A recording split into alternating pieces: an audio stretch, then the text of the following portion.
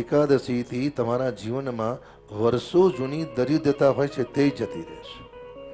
અને જે ઘરમાં એકાદશી જે નથી કરતા એ દિવસે એક વિનંતી, ખાલી રોટલી શાક બનાવો, ભાત નહીં. એવો મોટો દોષ છે.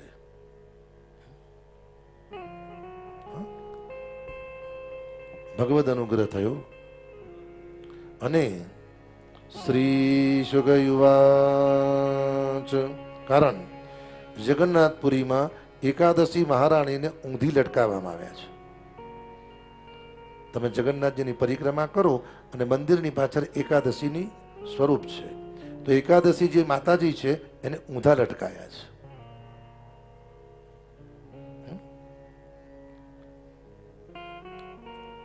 જ્યારે જાઓ છો દર્શન કરજો બરાબર. કારણ કે મૂળ જગન્નાથપુરીમાં શું છે, કોટન એટલું સરસ મળે. કોટન કલકત્તી સાડીઓ જગન્નાથપુરી તમારે એક એક વસ્તુ લે. ભગવાનના દર્શન કરજો અને ત્યાં બેઠેલા ગરીબને અક્ષતનું દાન કરજો. 500 ગ્રામ ચોખા, કિલો ચોખા. આપણે તો કથા હતી ત્યારે આપણા તરફથી ઘણા લોકોએ કર્યું છે. એમાં મને લાગે છે આ કાંતાબેન, આપણું જે વલસાડનું ગ્રુપ, એ લોકો તો 1 કે 2 ગુનો આપેલી.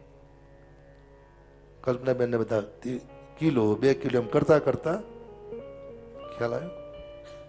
અને જગન્નાથ એની ભૂમિ દિવ્ય છે સાહેબ. અને શ્રી શુકયુવાચ. એકાદશ્ય નિરાહાર સમ્યચરણ જનાર્દનમ નંદસ્તુ કાલિંધ્યા દ્વાદશ્યામ જલમાવિશત. એક વારનો સમય છે.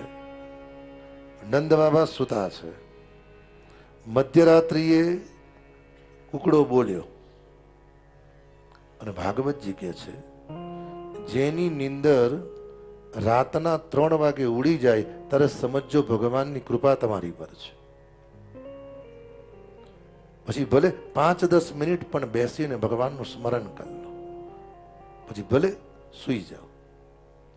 અને આજે તો રાત્રે 3 વાગે નીંદર ઉડી જાય ને તરત જ નહીં. જેની 3 વાગે 3 થી 4 નીંદર ઉડી જાય છે, સમજો કોઈ મહાપુરુષની આશીર્વાદ અને ભગવાનની કૃપા તમારી પર છે.